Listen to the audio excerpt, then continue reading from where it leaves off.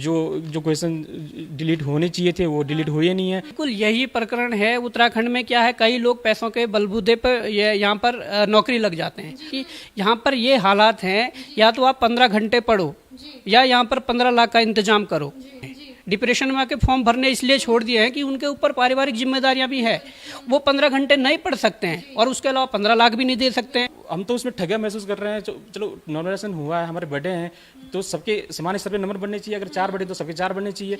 किसी के 70 हैं तो उनके 76 से 70 हो गए। नमस्कार, मैं हूं परिधि जोशी और आप देख रहे हैं देवभूमि लाइव टीवी। आज हम आपके सामने एक ऐसा मुद्दा लेकर आने वाले हैं जो उत्तराखंड के युवाओं के भविष्य से जुड़ा हुआ है। जी हाँ, यूके ट्रिपल एसएससी का एक जो मामला है वो लगातार यूके ट्रिपल एसएससी है वो लगातार सवालों के घेरे में रहता है। और क्यों है ये जानने की कोशिश हम करेंगे, क्योंकि अभी जो भर्ती आई है जिसमें कई अनियमितताएं सामने आई है और इस वक्त हमारे साथ बॉबी परमार जी हैं और कई ऐसे अभ्यर्थी भी जिन्होंने एग्जाम दिया है। तो क्या अनियमितता आई है, किस वजह से हैं, क्या कारण रहे हैं, क्या धांधलीबाजी हुई है, क्या घोटाला हुआ है इसमें, उसको पूरे तरीके से जानने के लिए बॉबी परमार जी है इस वक्त हमारे साथ। उनसे जान लेते हैं कि मामला आखिर में पूरा क्या है। बॉबी परमार जी, पहले तो बहुत बहुत धन्यवाद, आप आए और इस मामले को लगातार आप उछाल रहे हैं, आगे निकाल रहे हैं, क्योंकि युवाओं के भविष्य के साथ जो खिलवाड़ हो रहा है आप लगातार उनका मार्गदर्शन कर रहे हैं। क्या पूरा मामला है? पहले तो धन्यवाद आपका कि आपने इस महत्वपूर्ण मुद्दे को उठाया अपने चैनल के माध्यम से। देखिए, मामला यह है कि अभी एक रिजल्ट निकला है।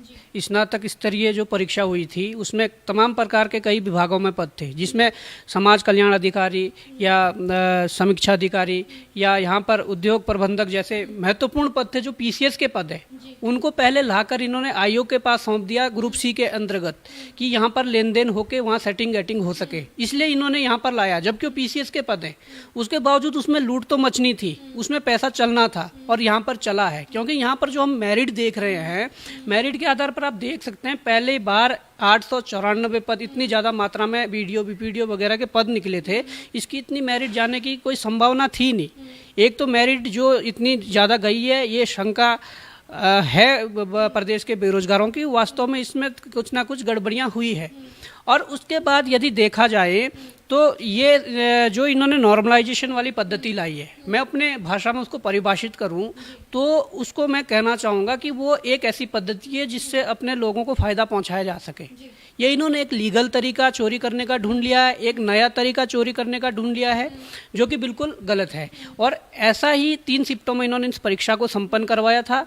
और यहाँ पर यह देखा जाए कि जो भी पाली है, किसी भी आप पाली को उठा के देख लीजिए, एक ही पाली में किसी के तो नंबर बढ़ाए गए हैं, किसी के घटाए गए हैं। तो ये एक ही पाली में दोहरा मापदंड क्यों? जिस पाली में प्रश्न पत्र कठिन था उसमें सबके नंबर बढ़ने थे, आपने उसी प्रश्न पत्र में क्या है, उसी शिफ्ट के बच्चों के किसी के बढ़ा रखे हैं, किसी के घटा रखे हैं, किसी के 2 नंबर बढ़ाए, किसी के 12 नंबर बढ़ाए हैं। तो ये भी अपने आप में जो क्या है, शंका पैदा करता है कि वास्तव में ये धांधली हुई है। तो ये सारी तमाम प्रकार की जो ये घटनाएं हो रही है, इसके लिए हम सबसे पहले तो माननीय मुख्यमंत्री जो हैं, अभी युवा मुख्यमंत्री उत्तराखंड के, उनसे ये कहना चाहेंगे कि आप इसकी एक उच्च स्तरीय जांच करवाइए और ऐसी जो गड़बड़ियां हुई है तो इन पर लगाम लगाइए और ऐसे जो गलत तरीके से चयन जिनका हुआ है उनको आप बाहर का रास्ता दिखाइए, जिससे कि प्रदेश के जो अन्य बेरोजगार हैं उनकी जगह पर वो ज्वाइनिंग पा सके, या जिन्होंने मेहनत करके ये परीक्षा पास की है वो अच्छे पदों पर बैठे, वो समीक्षा अधिकारी पद पर बैठे, समाज कल्याण अधिकारी बने और हमारा जो है उद्योग प्रबंधक है, ऐसे पदों पर हमारे मेहनत करने वाले बच्चे पहुंचे, ना कि पैसे देने वाले बच्चे पहुंचे। ये आपको ऐसा क्यों लगता है कि पैसे देने वाले, ये आरोप क्या लगता है किस पर लगाना चाह रहे हैं? कौन है वो व्यक्ति जो भविष्य जो है आज के युवाओं का खराब कर रहा है? क्योंकि कई ऐसे युवा है खुद मेहनत कर रहे हैं, आगे पहुंच रहे, लेकिन जब आंसर की आती है उसके बाद जैसे कि आप बताएंगे आपको थोड़ी देर में कि आंसर की में किस तरीके की जो धांधली हुई है, क्वेश्चन मार्किंग जो हुई है वो आपको बताएंगे। लेकिन अभी क्या लगता है कि क्या ये भ्रष्टाचार खत्म हो पाएगा? सरकार कहती है कि पिछली बार भी कहा कि 0 टॉलरेंस की सरकार है, इस बार भी अब मुख्यमंत्री धामी जी है, अंकुश लग पाएगा इस पर? नहीं, देख नहीं लगाएगा तो कौन अंकुश लगाएगा। अभी 12 दिन पहले राजस्थान सरकार ने अपने विधानसभा में एक नकल रोकने के लिए विधेयक पास किया है। उसमें तमाम प्रकार के कानून लाए गए हैं कि जो इस प्रकार ऐसे उसमें लिप्त पाया जाएगा, ऐसी घटनाओं में उनकी संपत्तियां जब्त हो जाएगी, उन पर तमाम प्रकार के कानून जो गढ़े गए हैं। तो क्या उत्तराखंड विधानसभा के अंदर ये कानून नहीं बन सकता? यहाँ का पक्ष, यहाँ का विपक्ष ऐसे कानून उत्तराखंड के विधानसभा में नहीं आवाज उठा सकते? तो ये सब तमाम प्रकार की चीजें, इस पर एक्शन मोड में आना होगा सरकार को, और विपक्ष को भी जोर देना होगा कि वास्तव में उत्तराखंड का जो भविष्य है उनके साथ खिलवाड़ नहीं होनी चाहिए। उत्तराखंड विधानसभा में ऐसे कुछ मुद्दे आने चाहिए उत्तराखंड के युवाओं के भविष्य के संबंध में, तो ये होना चाहिए इस प्रकार का। परंतु मैं कहना चाहूंगा, जिस प्रकार से ये आयोग जो है कहते रहता कि हमारा जो एक्सपर्ट का जो निर्णय होगा वो अंतिम निर्णय हमारा माना जाएगा, तो आपके ऐसे एक्सपर्ट कहाँ से आ जाते हैं जो बिल्कुल भी हर प्रश्न पत्र में, ये पहली घटना नहीं है, सब में आप 12 से 15 क्वेश्चन डिलीट कर दे रहे हो, किसी में 20 क्वेश्चन डिलीट कर दे रहे हो। इससे पहले जो वन दरोगा का पेपर हुआ था, आपने 80,000 बच्चों का पेपर 18 शिफ्टों में करा डाला। क्या आपके पास इतने संसाधन नहीं थे? अभी 10 दिन पहले लोक सेवा आयोग ने 2,58,000 बच्चों का पेपर एक ही पाली में संपन्न करवाया। क्या अधीनस्थ सेवा चयन आयोग के पास इतना संसाधन नहीं है? क्यों नहीं है? उत्तराखंड में 26,000 से ज्यादा junior high school, inter college और महाविद्यालय हैं, उनमें आप सेंटर डालिए। आप तो 5, 10, 15 लाख जितने बच्चों का पेपर करवाना चाह रहे, हो सकता है, परंतु अपनी कार्यशैली को सुधारना होगा, कार्य क्षमता को आप लानी होगी। तो ये चीजें हैं, उसमें आप देख सकते हैं कि उन एक्सपर्ट द्वारा जो सही प्रश्न है उनको डिलीट कर दिया गया है। आपको क्या लगता है पवार जी कि कौन कौन इसमें संलिप्त है? देखिए, संलिप्त वो घर का जो मुखिया होता है, अगर कोई परिवार का जो आदमी है, कोई बाहर से कोई अपराध करके आता है तो मुखिया पे ही गाज गिरती है, आप चाहे कुछ भी कहो। ऐसा ही यहाँ पर मामला है। यहाँ पर जो एस राजू जी है, अध्यक्ष है, सचिव संतोष बडोनी जी है, और जो परीक्षा नियंत्रक है डांगी जी है, इन तीनों पर दोष बनता है। और सबसे बड़ा दोष तो तब बनता है कि इनके कार्यकाल में कई परीक्षाएं भ्रष्टाचार की भेंट चढ़ी है, उसके बावजूद भी ना आयोग ने, ना यहाँ की सरकारों ने संज्ञान लिया है, जो कि युवाओं के साथ बड़ा धोखा हो रहा है। सबसे बड़ी बात यह है। आपके पास मैं फिर आऊंगी और अब मैं आप लोगों से जानना चाहूंगी कि क्या कुछ हुआ। आपने कहा आप एक नंबर से रुक गए, और इस तरह की जो चीजें आई है सामने, आप एक बार एक्सप्लेन जरूर कीजिएगा कि क्या क्या चीजें हुई है। जी जो आंसर की जो पहली जो आयोग ने दी थी, उनके हिसाब से ये इसका जो आंसर है, मैं क्वेश्चन आपको एक बार बताता हूँ। उड़ान जो फर्स्ट योजना के तहत देहरादून से जो पंतनगर के बीच जो हवाई सेवा संचालित जो की गई है, इसका जो एक्चुअल आंसर था उसका डेकन एविएशन था, जो आयोग ने पहले दिया भी था इसका आंसर। अब मैं आपको इस सोर्स से भी माध्यम से भी दिखा देता हूँ। लेकिन जो जब आयोग रिजल्ट जारी करता है उसके साथ जो रिवाइज की देता है, उनके हिसाब से इसमें से जो आंसर है वो देते हैं कि ऊपर में से कोई नहीं, ठीक है। जबकि जो इसका आंसर है डेकन एविएशन, मैं आपको थोड़ा सा एक सोर्स भी दिखा देता हूँ। थोड़ा सा मैं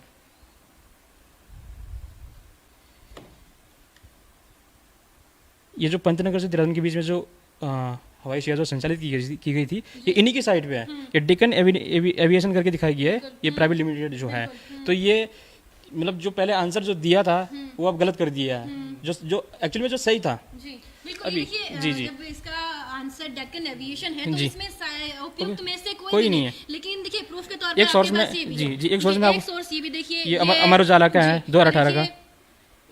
ये देखिए, केंद्र सरकार की योजना उड़ान 1 में देहरादून से पंतनगर के बीच हवाई सेवा शुरू करने की जिम्मेदारी डेक्कन एविएशन को दी गई है, डेक्कन एविएशन। लेकिन आपको क्या लगता है कि ये क्वेश्चन यहाँ से, ये उपयुक्त में से कोई नहीं, ऐसा क्यों किया गया? जी, अब मुझे लगता है कि जो कोई इनके जो रहे होंगे, जो उनका शायद ये क्वेश्चन गलत रहा होगा या कुछ भी रहा होगा, मतलब या हमको बाहर करना होगा मेरिट से, जो मेरिट के आसपास रहे होंगे तो हमको एक नंबर से बाहर कर दिया। अब जो रहे होंगे उनका बोनस करके या ट्रीट करके उनको आगे बढ़ा दिया है। अब मैं एक दूसरे क्वेश्चन की बात कर लेता हूँ मैडम।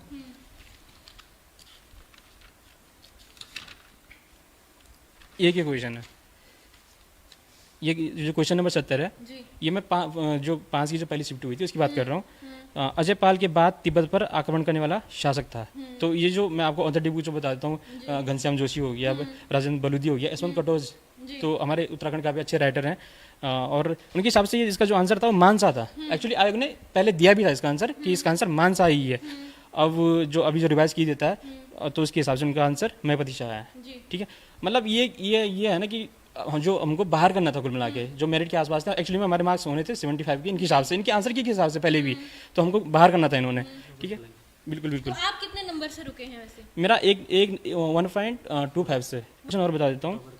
हाँ, ये क्वेश्चन नंबर ये 60, जी ये इनका इसका जो है ऊंचे बुग्याल क्षेत्र में रहने वाले जो चरवाहा हैं उनको क्या कहा जाता है।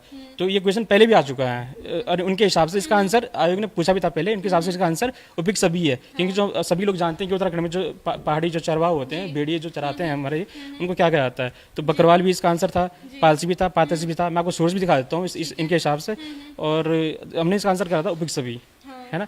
अब आयोग जो अभी क्या करता है अपने रिवाइज स्कीम में इसका आंसर बताता है कि इसका आंसर है ए और बी। तो A और B। जी, मतलब जिसने ए छेड़ा होगा, जिसने ए बी छेड़ा होगा, उनका आंसर सही है, उनको क्वेश्चन ये आंसर मिल गया है वो एक नंबर।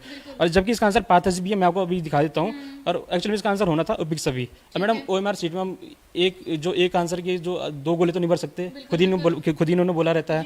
ठीक है, अब इसका आंसर उपयुक्त सभी दिखा दिया है, तो ये भी हमारा हो गया है। तो तीन क्वेश्चन तो यहीं पे हैं, जो अब माइनस में 0.75, तो ऐसे ही हम बाहर हो गए हैं। ठीक है, बाकी थोड़ा सा ठीक है जी, आप बताइए।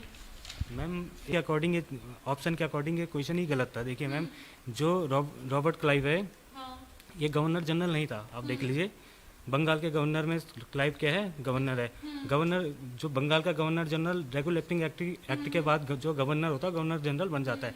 तो इन्होंने ये क्वेश्चन डिलीट होना था, लेकिन इन्होंने एक क्वेश्चन डिलीट नहीं किया। जबकि डिलीट इन्होंने कौन सा क्वेश्चन कर दिया, मैं आपको दिखाता हूँ। गम के आधार पर शब्द समूह को कितने भागों में बांटा गया है। ठीक है, ये क्वेश्चन जो इनके आंसर की आई थी उस हिसाब से इन्होंने इसका आंसर 6 दिया था, लेकिन जो रिवाइज आंसर की आई उसमें इसको डिलीट कर दिया, लेकिन इसका आंसर 5 था। यह NCERT में भी उपलब्ध है, मैं आपको दिखा दूंगा। आपको मैं इसको भी दिखा। शिक्षार्थी व्याकरण और व्यवहारिक हिंदी कक्षा 9-10 NCERT पैटर्न है। आप एडिशन भी देख सकते हो आप इसका। इसमें देख लीजिए शब्दों का वर्गीकरण में देखो। सबसे पहले स्रोत और इतिहास बात है कि उद्गम, इसमें देखिए कितने पार्टों में डिवाइड किया, 1 2 3 4 5। तो इस हिसाब से इसका आंसर 5 होना था। एक और क्वेश्चन दिखा रहा हूँ मैं आपको। निम्न में से फारसी शब्द है, बिल्कुल आयोग ने इसका आंसर 1000 दिया, बिल्कुल राइट है, मैं इससे कोई ऑब्जेक्शन नहीं। लेकिन साथ ही साथ इसका आंसर आदमी भी है। देखो मैं आपको इसका सोर्स दिखा रहा हूँ। ये देखिए लीजिए, यही है NCERT है, शिक्षार्थी व्याकरण और व्यवहारिक हिंदी कक्षा 9-10। अब देख लीजिए आप,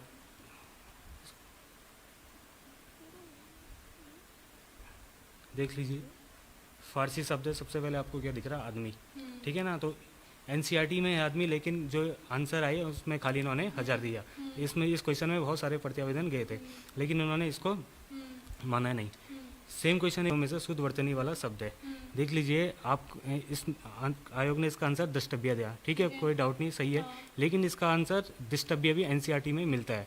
इस क्वेश्चन में बहुत सारे प्रत्यावेदन गए, और ये क्वेश्चन आप विश्वास नहीं करोगे, ये क्वेश्चन यूपी में भी पूछा गया है। और मैं आपको भी बता देता हूँ कि यूपी में कौन सी ईयर में पूछा गया है। देखिए ये क्वेश्चन यूपी में पूछा गया, UP TGT हिंदी के पेपर में पूछा गया 2001 में। और इस आयोग ने इसको वहाँ पर जो यूपी गॉव है उसने इसको डिस्टर्बिया इसको सही माना था। ठीक है मैम, दोनों बोनस जो मिलना चाहिए था, एक्चुअली इनमें बोनस होना चाहिए था।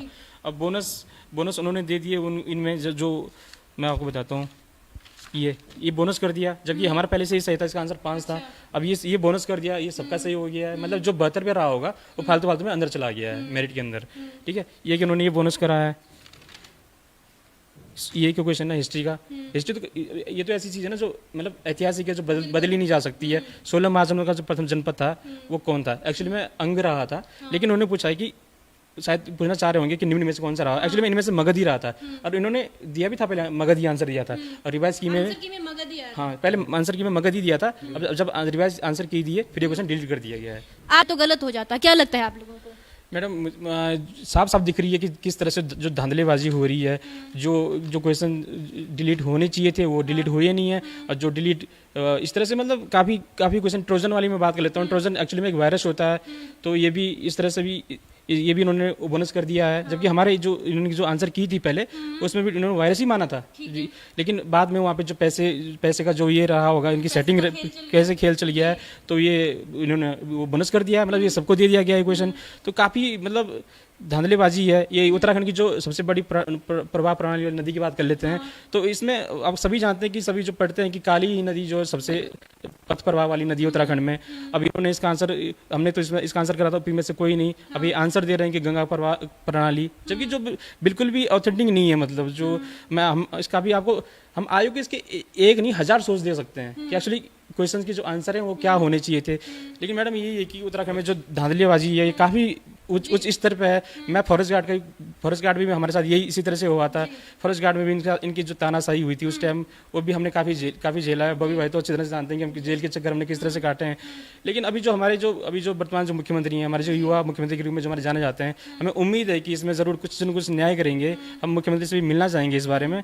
लेकिन जी आप कुछ बताना। प्रवाह प्रणाली, ठीक है ना, तो यमुना प्रवाह, गंगा प्रवाह, रामगंगा, उपयुक्त में से मैम देखिए जो इन्होंने आंसर दिया है गंगा प्रवाह प्रणाली। गंगा देवप्रयाग से उत्तराखंड में जो गंगा की लेंथ है ओनली 96 किलोमीटर है, ठीक है। तो आप ये बताओ कि आपने किस बेस पे इसको गंगा प्रवाह प्रणाली को इसका आंसर माना, जबकि आप अलकनंदा ले लो, काली नदी ले लो, इससे बड़ा प्रवाह या प्रवाह प्रणाली तो उनकी है, अलकनंदा और काली नदी की, ठीक है। अगर आपने गंगा माना तो आपने ऑप्शन डी क्यों रखा यहाँ पर, उपयुक्त में से कोई नहीं क्यों रखा?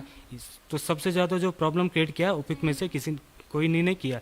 इस क्वेश्चन में क्या होना था, अगर इतना ही विवाद हो गया तो इसमें बोनस दे देते सबको।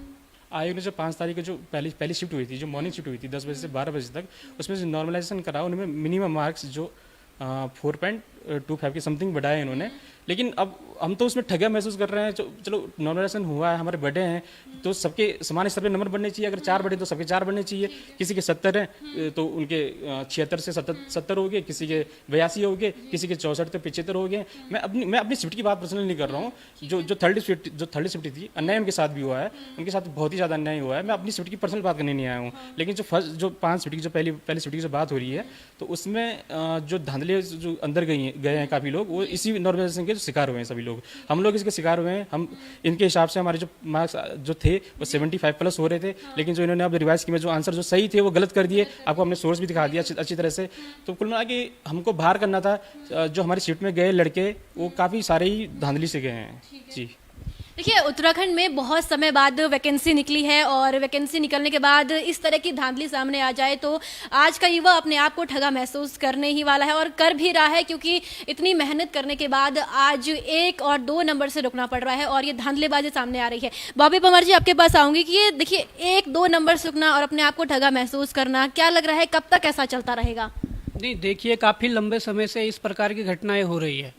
1-1, 2-2 नंबर से या 0.25, 0.50, 0.75 से इतने कम मार्जिन से जो रुक रहे हैं वो वास्तव में मेहनती छात्र हैं, क्योंकि इनकी सीट वो काट जाते हैं जो लेन देन वाला प्रकरण चलता है वहाँ पर ये चला है। यहाँ पर क्योंकि इन्होंने पीसीएस लेवल की जो सीटें वो यहाँ पर डाल दी थी, उस पर लूट खसोट हुई है। उस पर लोगों ने कहा कि मेरा सिलेक्शन हो जाए, मेरा हो जाए, क्योंकि उसके लिए बहुत पैसा चला है, हम ये कह सकते हैं जी।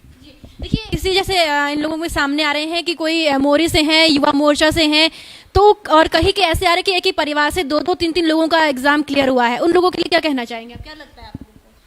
मैडम अब तो हम सीएम धामी जी से जो हमारी जो पुकार है, अब इसी मामले में वही कर सकते हैं जो कुछ कर सकते हैं। लेकिन हम एक जो गरीब घर के लोग हैं, हम तो पढ़ाई करने आए हैं देहरादून में, हम इनसे जो सरगने हैं इनसे हम इस तरह से कोई वो नहीं कर सकते हैं, क्योंकि हम मतलब हमारा इतना वो नहीं है बैकग्राउंड या हम इनसे लड़ पाएँ। तो हमारी सीएम धामी जी से यही पुकार है कि वो हमारी इस बात को सुने और जो भी इसमें जो अनियमितता पाई गई है उसको ये साफ करने की कोशिश करेंगे, तो हमारे लिए बहुत बेहतर रहेगा। पंवार जी आप इसको लेकर क्या कहेंगे? जिस तरीके से मोरी वाला सामने आ रहा है कि वहाँ पर जो है नेता ने भी एग्जाम क्लियर कर लिया है और एक ही परिवार से 2-2, 3-3 लोगों ने एग्जाम क्लियर किया है, क्या कहेंगे आप? नहीं देखिए, ये बहुत बड़ा जांच का विषय है और इसकी जांच होनी चाहिए। हम तो कहते हैं क्या पता वो मेहनत से ये नंबर लाया है, तो मेहनत से लाया तो वो उनको भी सामने आकर इसकी सफाई देने पड़ेगी। प्रदेश भर के लोग उनको टारगेट कर रहे हैं कि ऐसा कैसे हो गया।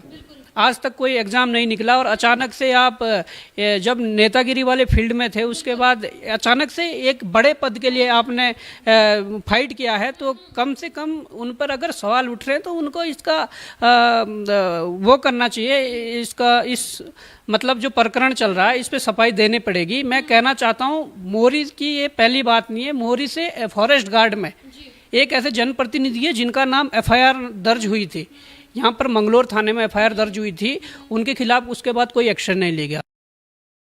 हम कहते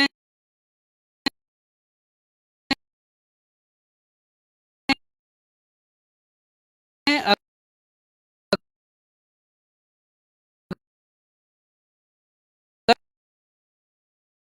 अगर ये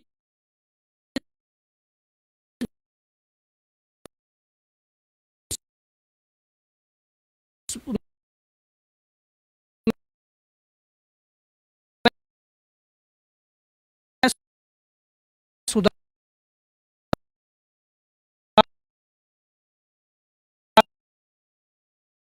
लाना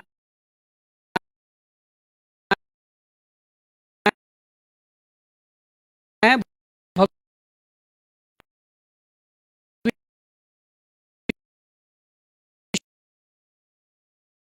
भविष्य में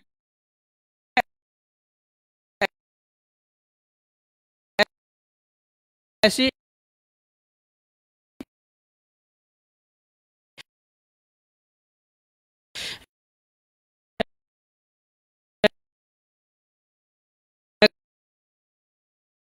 घटना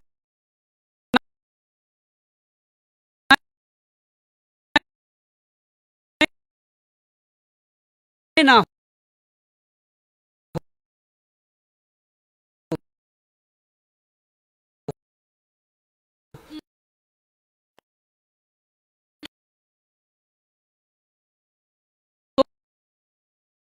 हो, ऐसे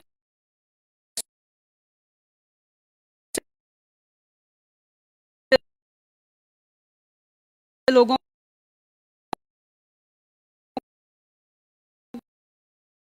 को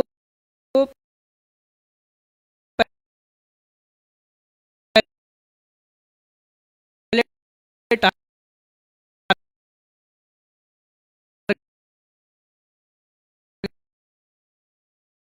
करना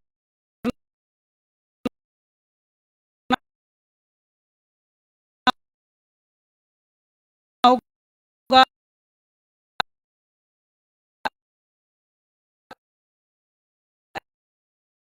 ऐसे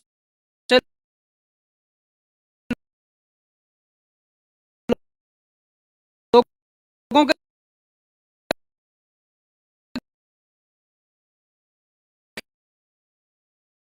खिलाफ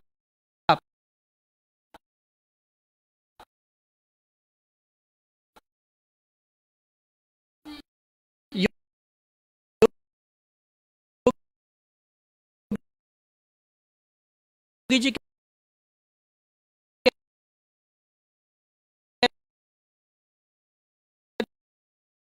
कहते हैं ना,